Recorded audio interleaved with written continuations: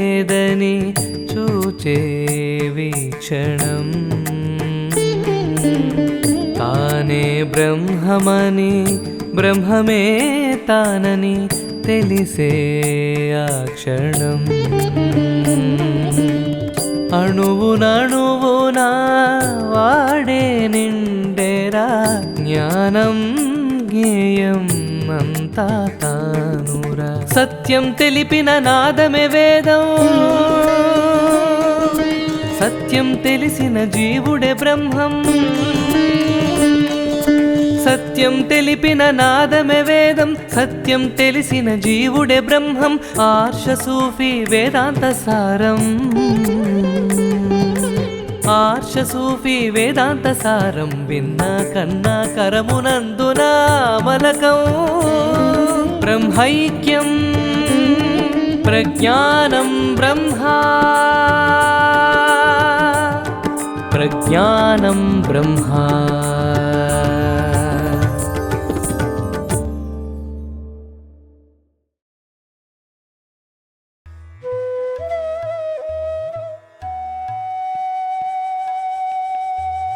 శ్రీయును కైవల్యము జేగీయ దయా వైభవంబు కీర్తింప సదా మేయాధ్యేయంబగు తేజోయుతరప్సతము గూర్చు శుభ శతకంబుల్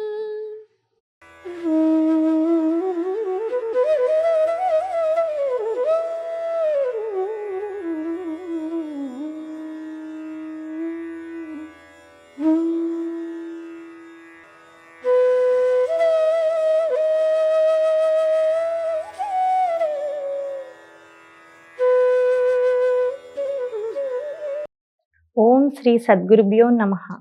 అందరికీ నమస్కారం. 84 లక్షల జీవరాశుల జన్మలు దాటుకుని ఆత్మ చిట్ట చివరిగా ఈ మానవ రూపాన్ని ధరించిన విషయం మనందరికీ తెలిసిందే. సామాన్యంగా ఒక శిశువు తన తల్లిని విడిచిపెట్టి ఉండలేదు. తల్లి కోసం ఎంతగానో ఏడుస్తూ ఉంటుంది. తల్లి ఒడిలో ఉన్నప్పుడు ఆ శిశువు పొందే ఆనందమే వేరు. అలాగే ప్రతి మానవునిలో ఉన్న ఆత్మ తన యొక్క జన్మస్థానాన్ని ఆకాంక్షిస్తుంది. అందువల్ల ఈ సృష్టిలో 84 లక్షల జీవరాశులుగా ఆత్మ రూపాంతరం చెందుతూ పరిణామం చెందుతూ ఎప్పుడు నా జన్మస్థానాన్ని పొందుతానో అనే ఆకాంక్షతో 1, 2 కాదు కొన్ని లక్షల జన్మలు 84 లక్షల జన్మలు దాల్చి చిట్ట చివరిగా తన జన్మస్థానమైన ఆ విరాట్ రూపమైన మహా తేజస్సును పొందడానికి అర్హత కలిగిన మానవ జన్మను పొందడం జరుగుతుంది. మరి అంత కష్టకరమైన ఈ ప్రయాణంలో దుర్లభమైన ఈ మానవ జన్మ లక్ష్యాన్ని చేరుకోవడానికి ఉన్న ఒకే ఒక్క మార్గం. ఈ మానవ జన్మ నశిస్తే ఆ మార్గం తిరిగి తెరుచుకోదు. జడజన్మలకు వెళ్లాల్సి ఉంటుంది. అందువల్ల ఈ మానవ జన్మను ప్రతి ఒక్కరూ తప్పక సార్థకం చేసుకోవాలి. దానికోసమే అనుభవ రూపంలో జ్ఞాన మార్గాన్ని ప్రబోధిస్తున్నారు శ్రీ విశ్వ విజ్ఞాన విద్య ఆధ్యాత్మిక పీఠాధిపతులు. ఈ పీఠం 6వ పీఠాధిపతి మహాకవి తత్వవేత్త బ్రహ్మర్షి డాక్టర్ ఉమర్ ఆలీషా సద్గురువర్యులు సూఫీ వేదాంత దర్శము అనే గ్రంథంలో జడాదేశము అనే శీర్షికలో ఒక పద్యం ద్వారా ముక్తి ఏ విధంగా కలుగుతుంది అనే విషయాన్ని ఇలా చెబుతున్నారు. పెద్ద ఎలుంగురాలు పడ పేరురముల్ పెకలించినట్టులీ ముద్దులు కూయుచున్నవి, అవి మోక్షమునందుట ఎప్పుడో అటంచు అద్ది స్వదగ్ధమై అనలమందు జడత్వము వాసినేని ఆ ప్రొద్దు స్వకీయ తేజమవరోధము చెందని శాంతి వచ్చెడున్. విశాలమైన హృదయాలను పెకలించేటప్పుడు వచ్చేంత పెద్ద పెద్ద శబ్దాలతో ఈ చెట్ల మూడులు వాటికి మోక్షం ఎప్పుడు కలుగుతుందో అని అరుస్తున్నాయి. ఆ మోక్షం మాత్రం అగ్నిలో తనంతట తానుగా దగ్ధమైపోయి జడత్వాన్ని విడిచిపెట్టినప్పుడే కలుగుతుంది. ఆ రోజునే శాశ్వతమైన దివ్య శాంతి తన తేజస్సుకు లభిస్తుంది అని దీని భావము. ఈ పద్యాన్ని మనం విశ్లేషించుకుంటే పెద్ద ఎలుంగు రాలుపడా అంటున్నారు. ఎలుగు అంటే ఎంతో పెద్ద శబ్దం. అది ఎంత పెద్ద శబ్దం అంటే పేరురముల్ పెకలించినట్టులా అని చెప్తున్నారు. విశాలమైన హృదయాల్ని, వక్షస్థలాన్ని పెకలించేటప్పుడు ఎంత భయంకరమైన రౌద్రమైన ధ్వని వస్తుందో అంత పెద్ద పెద్ద శబ్దాలు వస్తున్నాయి. ఎక్కడ నుండి ఆ శబ్దాలు వస్తున్నాయి అంటే ఈ మొద్దులు కూయుచున్నవి, ఈ చెట్ల మోడులు అలా అరుస్తూ ఉన్నాయి. ఎందుకోసం అవి అరుస్తూ ఉన్నాయి అంటే అవి మోక్షము నొందుట ఎప్పుడో అటంచు అంటున్నారు. వాటికి మోక్షం ఎప్పుడు కలుగుతుందో అని అరుస్తున్నాయి, ఆవేదన చెందుతున్నాయి. ప్రతి అణువులోనూ కూడా దివ్యమైన శక్తి ఉంది. అది మహనీయమైన తేజస్సు. అణువు అంటేనే శక్తి పదార్థాల యొక్క కలయిక కదా. మనకి పైకి కనిపిస్తున్నదంతా కూడా పదార్థ రూపంగా ఉన్న జగత్తు. ఈ పదార్థ రూపంగా ఉన్న భౌతికమైన వస్తువులన్నిటిలోనూ కూడా అంతర్గతంగా దివ్యమైన ప్రకాశం, ఒక గొప్ప తేజస్సు నిండి ఉన్నది. అదే ఆ రసస్వరూపమైన శక్తి. దాన్ని తెలుసుకోవడం కోసమే మనం సాధన చెయ్యాలి. పైకి మాత్రం అంతా పదార్థ రూపంగా కనిపిస్తూ ఉన్నా, భౌతిక రూపంగా కనిపిస్తూ ఉన్నా, ఇదంతా కూడా శక్తి స్వరూపమై ఉంది. దానిని దర్శించేవారే తత్వవేత్తలు, అవతారులు, ప్రవక్తలు, యోగులు. వీరంతా కూడా వీరు ప్రతి అణువులోనూ కూడా ఆ దివ్యమైన తేజస్సును దర్శిస్తారు. ప్రతి జీవాత్మ యొక్క స్థితిని వారు గమనించగలుగుతారు. అందువలనే భగవద్గీతలో కూడా ఈ విషయాన్ని ఎంతో స్పష్టంగా చెప్తారు. ఆత్మదర్శనం ఎవరు పొందగలుగుతారు అని. యతంతో యోగిన శైచన్యం పశ్యంత్యాత్మన్యవస్థితం యతంతో ప్రకృతాత్మనో నైనం పశ్యంత్య చేతసః అని. కాబట్టి అవతారులు, తత్వవేత్తలు, యోగి పుంగవులు వారు ప్రతి ఆత్మ యొక్క స్థితిగతుల్ని దర్శించగలుగుతారు. ఆ ప్రకారంగా తత్వవేత్తలు ఏం దర్శిస్తున్నారు అంటే ప్రపంచం మొత్తం అనేక లక్షల కోట్ల జీవులు ఉన్నాయి కదా. అనేక లక్షల కోట్ల జీవరాశుల్ని కూడా తపిస్తూ ఉన్నాయి, ఎంతగానో ఆవేదన చెందుతూ ఉన్నాయి. వాటికి మానవ జన్మ ఎప్పుడు వస్తుందా, అవి మోక్షం ఎప్పుడు పొందుతాయా అని అవన్నీ కూడా ఎంతగానో ఆవేదన చెందుతూ ఉన్నాయి. ఈ ప్రకారంగా ప్రతి జీవి కూడా మోక్షం ఎప్పుడు లభిస్తుంది, మోక్షం ఎప్పుడు లభిస్తుంది, మోక్షం మోక్షం మోక్షం అంటూ అవి ఆవేదన చెందుతూ ఉన్నాయి. మనకు కనిపిస్తున్న చెట్లు, జీవరాశులు, అవి పక్షులైనా, క్రిమి కీటకాదులైనా, పురుగులైనా, ఏ జీవి అయినా, ఏ ప్రాణి అయినా కానీ ప్రతి ఆత్మ కూడా పరితపిస్తూ ఉంది. వాటికి మోక్షం ఎప్పుడు లభిస్తుందా అని. ఆ దృశ్యాన్ని ఎవరు చూడగలుగుతున్నారు? ఆత్మదర్శనం చేయగలిగే తత్వవేత్తలు. ఆ ప్రకారంగా అంతటా ఉన్న జీవులు ఆవేదన చెందుతూ ఉన్నటువంటి దృశ్యాన్ని వారు గ్రహిస్తూ ఉన్నారు. అందుకే మొద్దులు కూయుచున్నవి అని చెప్పారు. మొద్దులు అంటే చెట్ల యొక్క మోడులు, సగం నరకబడిన చెట్ల మోడులు ఏవైతే ఉంటాయో అవి మళ్ళీ చిగురిస్తూ ఉంటాయి. ఆ ప్రకారంగా అన్ని జన్మల కన్నా ఎంతో దుర్భరమైన జన్మ ఏంటంటే అది చెట్ల రూపంగానే ఉంటుంది. ఎందుకంటే కొన్ని వేల సంవత్సరాల పాటు అదే రూపంగా జీవించి ఉండాలి.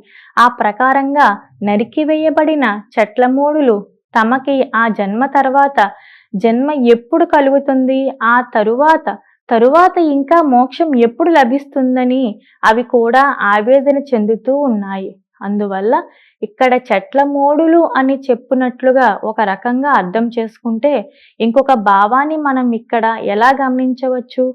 మొద్దులు అన్నప్పుడు అజ్ఞానులు, ఆత్మజ్ఞానం లేని అజ్ఞానులు అందరూ కూడా ఆవేదన చెందుతూ ఉన్నారు, మోక్షం ఎప్పుడు లభిస్తుందా అని.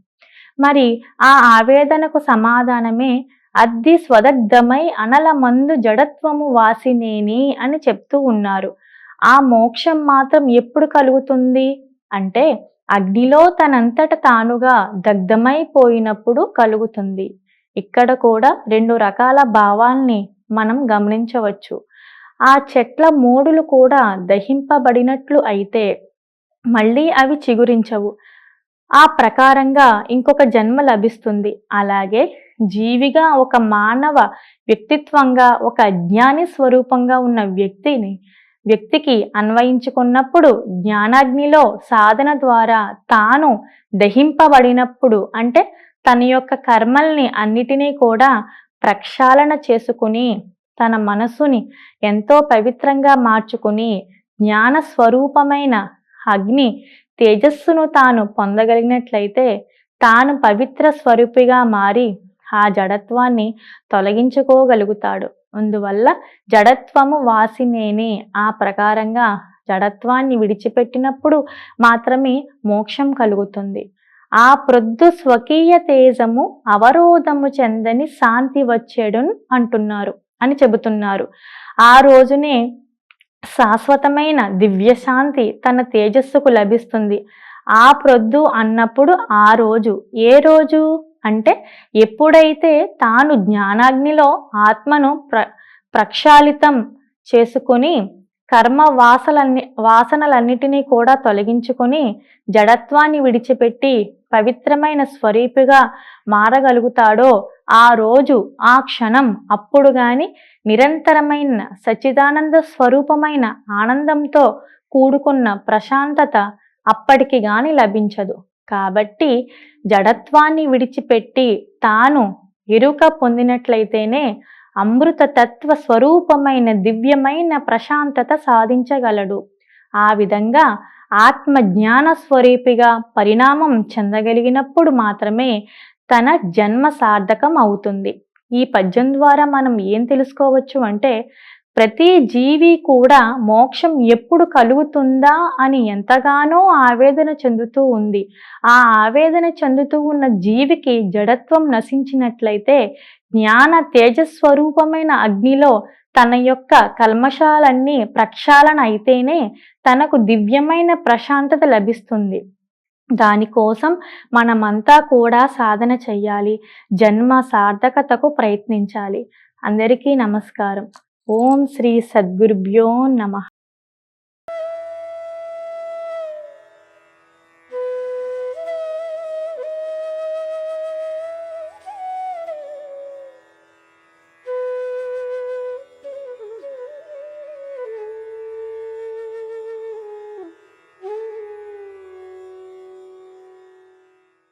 ఓం శ్రీ సద్గురుభ్యో నమః.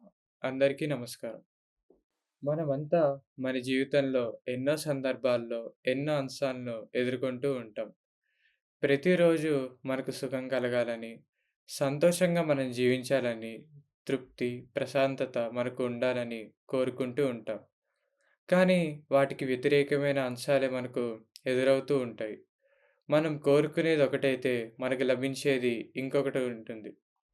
ఆ విధంగా ప్రతికూలమైన పరిస్థితులు ఏర్పడినా అన్నిటినీ కూడా స్వీకరించి మానసికంగా వాటి యొక్క ముద్రలు మనసులో ఏర్పరచుకోకుండా స్థితప్రజ్ఞతతో అంతటా ఆనందాన్ని, సుఖాన్ని పొందగలిగే స్థితిని కలిగించేది, ప్రశాంతతను, సంతృప్తిని సమకూర్చేది ఆధ్యాత్మిక జ్ఞానం మాత్రమే. అటువంటి ఆధ్యాత్మిక జ్ఞానాన్ని ఆచరణాత్మకంగా అనుభవ రూపంలో శ్రీ విశ్వవిజ్ఞాన విద్య ఆధ్యాత్మిక పీఠం బోధిస్తుంది. ఈ పీఠం 6వ పీఠాధిపతి మహాకవి తత్వవేత్త బ్రహ్మర్షి డాక్టర్ ఉమర్ ఆలీషా సద్గురువరులు సూఫీ వేదాంత దర్శనము అనే గ్రంథంలో జడా దేశము అనే శీర్షికలో ఒకానొక పద్యం ద్వారా మన యొక్క దృష్టి ఏ విధంగా మనం మార్చుకోవాలి అనే విషయాన్ని ఇలా చెప్తూ ఉన్నారు. ఉపవాసంబు తపస్సమాధి జప సంధ్యోపాసి ఆధ్యాత్మతత్వ పదార్థ ప్రతిపాదకమైన దివ్యజోష్ణ వీక్షింపగా ఉపయోగంబులు కావు. జీవుని శరీరోన్మాదమందుండి లాగి పరబ్రహ్మనుగాగా తన్నుగను యోగీంద్రుడు వీక్షించెడున్. ఉపవాసాలు, పూజలు, జపాలు, సంధ్యోపాసనలు ఇవేవి ఆధ్యాత్మిక తత్వరహస్యంతో తెలియబడే ఆ దివ్యమైన తేజస్సును దర్శించడానికి ఉపయోగపడవు. ఈ జీవుడిని శరీరంపై ఉన్న అభిమానం నుండి లాగి, అంటే భౌతికమైన దృష్టి నుండి మరల్చితేనే యోగీంద్రుడు తనను తాను పరబ్రహ్మనుగా దర్శించగలడు అని దీని భావం. ఈ పద్యాన్ని మనం మరింత విశ్లేషించుకుంటే ఉపవాసము అంటే ఉపవాసాలు చేయడం. ఉపవాసాలు చేయడం అనే విధానం ప్రతి మత ధర్మంలోనూ చెప్పబడుతుంది. అలాగే తపస్సమాధి అంటే తపస్సు సిద్ధింపజేసే సమాధి స్థితి అని అర్థం. కానీ ఇక్కడ అర్థం చేసుకోవాల్సిన విషయం ఏమిటంటే పూజలు, పునస్కారాలు మొదలైన కర్మకాండలు ఏవైతే ఉన్నాయో అవన్నీ కూడా ఇక్కడ మనం భావించవచ్చు. అలాగే ఆసనంగా ఒక చోట కూర్చుని అనేక ముద్రలు వేయడం మొదలైన అంశాలను కూడా మనం అన్వయించుకోవచ్చు. ఇవి కూడా ప్రతి మత ధర్మాల్లోనూ ఆరాధన, ప్రార్థన, పూజలు ఆచరించేటట్టు ఉంటుంది. ఇటువంటి వాటిని ఇక్కడ తపస్సమాధి అన్న పదానికి అర్థంగా మనం భావించవచ్చు. జప సంధ్యోపాస్తి అంటున్నారు. జపము అనేది కూడా ప్రతి మతంలోనూ ఉంటుంది. ఆయా భగవంతుని నామస్మరణ చేయడం, ఆయా మత ధర్మాల్లో ఉన్న భగవత్ స్వరూపాల యొక్క నామాలను జపించడం, అనేక రకాలైన మంత్రోపాసనలు చేయడం, ఎన్నో మంత్రాల్ని ఉపదేశ రూపంలో పొంది వాటిని మననం చేసుకుంటూ ఒక దీక్షగా పాటించడం మొదలైన విషయాలు జపంగా చెప్పబడుతున్నాయి. జప సంధ్యోపాస్తి అంటే సంధ్యావందనం అనేటువంటిది కూడా ప్రతి మత ధర్మాల్లోనూ మనకు కనిపిస్తూ ఉంటుంది. విశేషించి సనాతన సాంప్రదాయాల్లో సంధ్యావందనం అనే ఆచారం కలదు. అయితే ప్రాతఃకాలము, మధ్యాహ్నము, సాయంకాలము ఈ 3 కాలాల్ని కూడా సంధ్యావందనాలుగా భావించి ఆచరిస్తూ ఉంటాం. ఈ విధంగా ఉపవాసాలు చేయడం, జపాలు చేయడం, పూజ పునస్కారాలు చేయడం, సంధ్యావందనాలు చేయడం ఇవన్నీ కూడా ఏంటంట? ఆధ్యాత్మతత్వ పదార్థ ప్రతిపాదకంబైన దివ్యజోష్న వీక్షింపగా ఉపయోగంబులు కావు అని చెప్తూ ఉన్నారు. ఆధ్యాత్మతత్వము అంటే ఆధ్యాత్మిక జ్ఞానం. అంటే ఆత్మకి సంబంధించిన జ్ఞానం. మన లోపల అంతరంగంగా ఒక గొప్ప శక్తి ఉంది. అది మన లోపల నుండి ఉంది. అది రహస్యంగా ఉంది. ఆ దివ్యమైన శక్తి మనలో ఉండడం వల్లనే మనం జీవించగలుగుతున్నాం. ఆ శక్తి తొలగిపోయినట్లయితే ఈ దేహం ఎందుకు పనికిరాదు, వ్యర్థమైపోతుంది. మన జన్మకు ఆ దివ్యమైన శక్తి ఆధారం. దాన్ని తెలిపే జ్ఞానమే ఆధ్యాత్మ తత్వము. ఆ ఆధ్యాత్మిక తత్వాన్ని తెలుసుకుంటే ఏం పొందవచ్చు అంటే దివ్యజోష్ణ అన్నారు. అంటే ఆ దివ్యమైన తేజస్సు ఏదైతే మనలో నిండి ఉన్నదో అది వెన్నెల వలె ఎంతో ఆహ్లాదకరంగా, ఆనందాన్ని కలిగించే విధంగా ఉంటుంది. ఆ ఆనంద అనుభూతిని కూడా ఆధ్యాత్మిక తత్వం తెలుసుకోవడం ద్వారా మనకు లభిస్తుంది. మరి ఆ స్థితిని సాధించడానికి ఉపయోగంబులు కావు అంటున్నారు. ఇంతకుముందు చెప్పుకున్న ఆచారాలు, సాంప్రదాయాలు, ఆయా పూజా విధానాలు, ఆయా మత సాంప్రదాయాల్లో మత ధర్మాలను అనుసరించి ఉన్న కర్మకాండలు మొదలైన విషయాల్ని కూడా ఆ దివ్య జ్ఞానాన్ని సాధించడానికి ఏమాత్రము ఉపయోగపడవు. ఉపవాసాలు ఎన్ని చేసినప్పటికీ కూడా ఆత్మజ్ఞానం కలగదు. ఎన్ని పూజలు, పునస్కారాలు చేసినప్పటికీ కూడా ఆత్మజ్ఞానం కలగదు. ఏవో అంశాలతో ఎన్ని జపాలు చేసినప్పటికీ కూడా ఆత్మజ్ఞానం కలగదు. సంధ్యావందనాలు ఎన్ని చేసినప్పటికీ కూడా ఆత్మజ్ఞానం కలగదు. ఇవన్నీ భౌతికమైన మన జీవన విధానాన్ని సంస్కరించగలవు.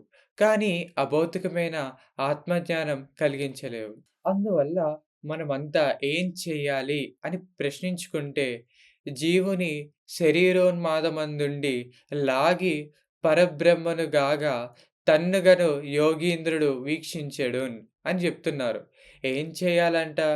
జీవుని అంటే ఈ జీవుణ్ణి ఈ శరీరంపై ఉన్న అభిమానం నుండి లాగి బయటకు తీసుకురావాలి.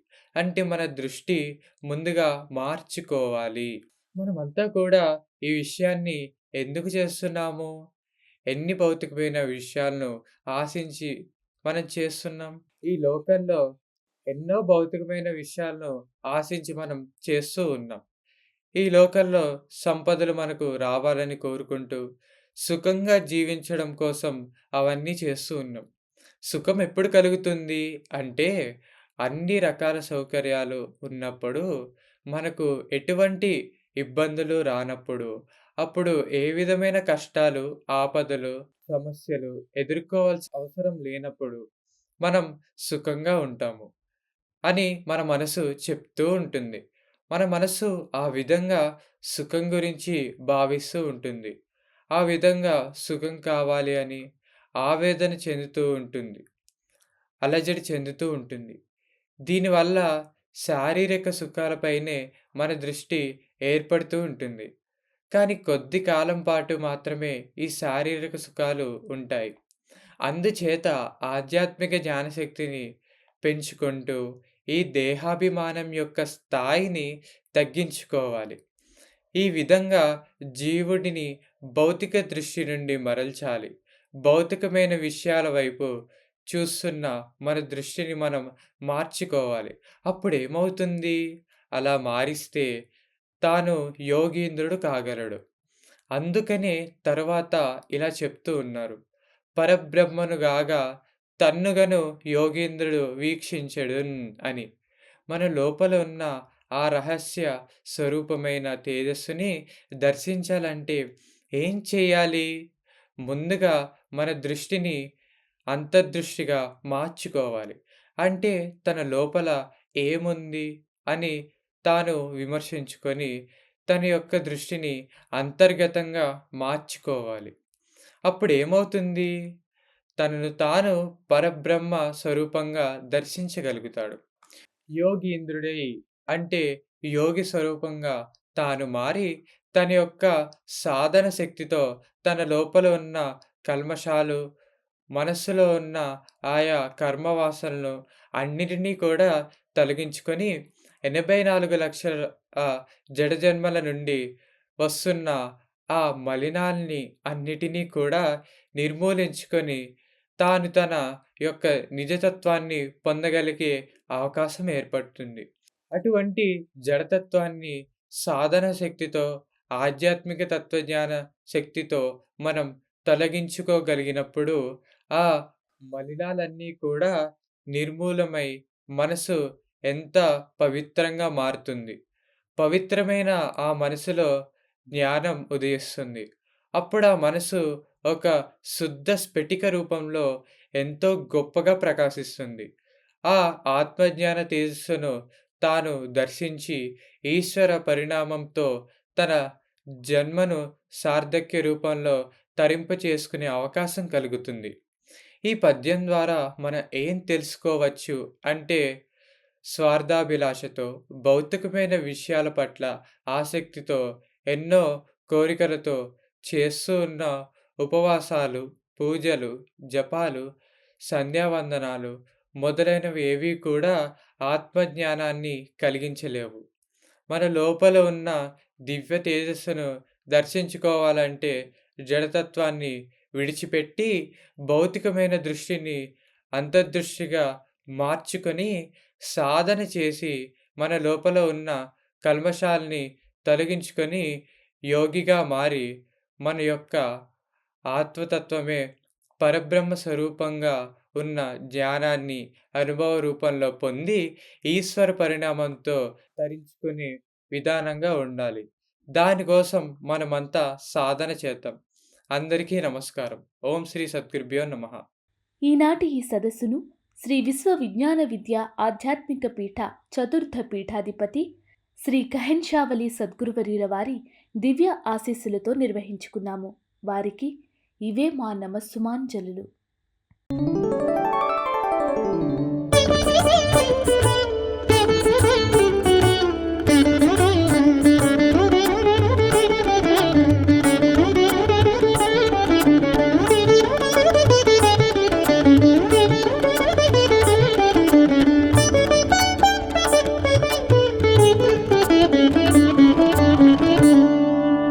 ज्ञानं ब्रह्म